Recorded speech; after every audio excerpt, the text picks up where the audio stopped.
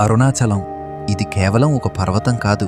పరమశివుడు స్వయంగా అగ్నిలింగ రూపంలో భూమిపై వెలిసిన ఏకైక దివ్యక్షేత్రం.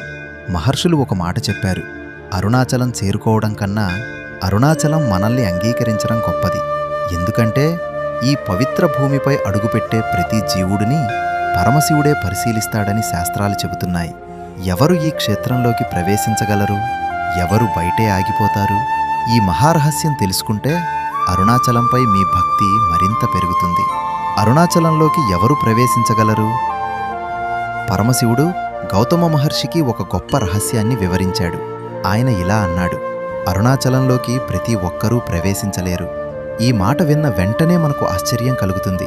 ఎందుకంటే అక్కడికి వెళ్ళడానికి టికెట్ అవసరం లేదు, ప్రత్యేక ఆహ్వానం కూడా ఉండదు. అయితే ఎందుకు అందరూ వెళ్ళలేరు? దానికి సమాధానం అహంకారం. మనిషి ఎంత పెద్దవాడైనా, ఎంత ధనవంతుడైనా, ఎంత విద్యావంతుడైనా అరుణాచలం ముందు అవన్నీ శూన్యం. ఎందుకంటే అక్కడ రాజు అనే భావన లేదు, పేద అనే భావన లేదు. అక్కడ ఉన్నది ఒక్కటే, భక్తి. భక్తి ఉన్నవాడు మహారాజు, అహంకారం ఉన్నవాడు అత్యంత పేదవాడు. అందుకే మహర్షులు చెప్పారు, అహంకారాన్ని బయటే వదిలి వినయాన్ని మాత్రమే వెంట తీసుకుని అరుణాచలంలోకి అడుగుపెట్టాలి. అహంకారంతో వచ్చినవాడిని అరుణాచలం అంగీకరించదు. వినయంతో వచ్చినవాడిని అరుణాచలేశ్వరుడు తన బిడ్డలా ఆలింగనం చేసుకుంటాడు. కోటి జన్మల పుణ్యం ఎందుకు కావాలి? ఒక్కసారి ఆలోచించండి.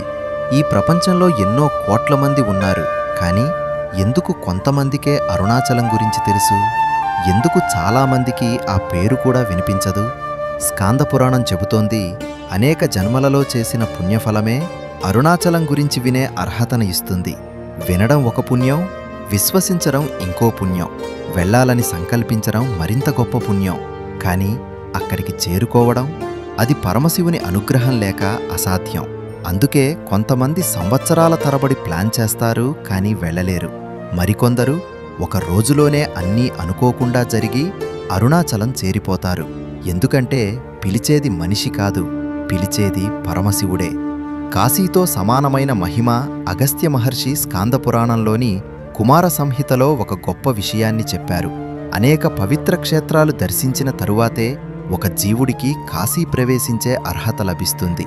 అదేవిధంగా అరుణాచలం కూడా సాధారణ క్షేత్రం కాదు. కాశీ ఎలా మోక్షపురి అయితే అరుణాచలం కూడా శివసాక్షాత్కారాన్ని ప్రసాదించే మహాక్షేత్రం. అందుకే మహానుభావులు ఇలా అంటారు, కాశీ దర్శనం పుణ్యం, అరుణాచల దర్శనం పరమశివుని కరుణ. పరమశివుడు స్వయంగా చెప్పిన వారాల వారీ గిరిప్రదక్షిణ ఫలితాలను తెలుసుకుందాం. మొదట ఆదివారం.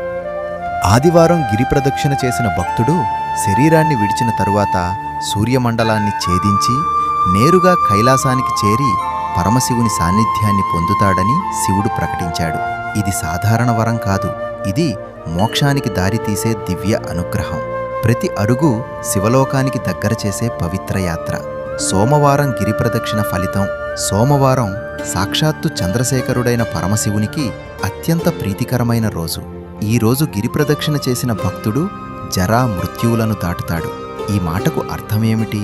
చాలామంది మరణం రాదా అని అనుకుంటారు. అది కాదు. దీని అసలు అర్థం అపమృత్యువు ఉండదు. తన జీవిత ధర్మాన్ని పూర్తి చేసి తన కుటుంబ బాధ్యతలను నిర్వర్తించి వృద్ధాప్యాన్ని ప్రశాంతంగా అనుభవించి చివరి శ్వాసలో కూడా ఓం నమఃశివాయ అనే స్మరణతో ఈ లోకాన్ని విడిచిపెడతాడు. అలాంటి జీవుడికి మరణం కూడా ఒక భయం కాదు, ఒక మహాయాత్ర. అందుకే సోమవారం గిరిప్రదక్షిణను మహర్షులు అమృత మార్గంగా వర్ణించారు. భగవంతుని స్మరణతో చివరి శ్వాస మనిషి జీవితంలో చివరి క్షణం అత్యంత ముఖ్యమైనది. ఎందుకంటే ఆ సమయంలో మన మనస్సులో ఏ భావన ఉంటుందో అదే మన తదుపరి గమనాన్ని నిర్ణయిస్తుంది. అరుణాచలగిరి ప్రదక్షిణ చేసిన భక్తుడు భగవంతుని నామస్మరణలో జీవిస్తాడు.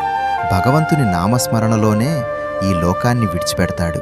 అందుకే మహర్షులు ఒక గొప్ప సత్యాన్ని చెప్పారు, శివుని స్మరణతో ముగిసిన జీవితం మరొక జన్మకు ప్రారంభం కాదు, అది శాశ్వత విముక్తికి ద్వారం. కానీ ఇంకా గొప్ప రహస్యం ఇప్పుడు ప్రారంభం కాబోతోంది. భగవాన్ రమణ మహర్షి ఎందుకు మంగళవారం గిరి ప్రదక్షిణనే అత్యంత శ్రేష్టమని చెప్పారు? మంగళవారం ప్రదక్షిణ చేసినవాడు ఎలా సార్వభౌముడవుతాడు? బుధవారం ఎందుకు భగవజ్ఞానం ప్రసాదిస్తుంది? గురువారం గిరి ప్రదక్షిణ చేసినవాడు నిజంగానే జగద్గురు స్థాయికి చేరుకుంటాడా? ఈ ఆశ్చర్యపరిచే శివరహస్యాలను తదుపరి భాగంలో తెలుసుకుందాం. ఓం అరుణాచలేశ్వరాయ నమః.